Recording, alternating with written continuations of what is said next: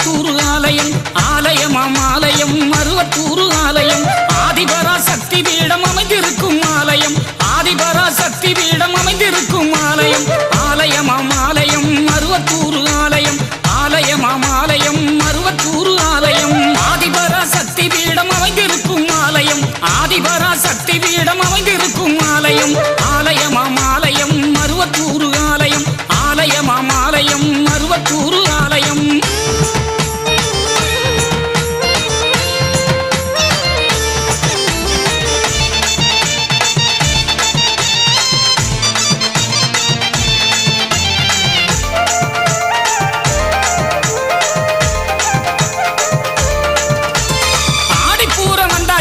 ஆனந்தமே வந்தாச்சு ஆதிபரா சக்திக்கு தான் கஞ்சி காய்ச்சி ஊத்தியாச்சு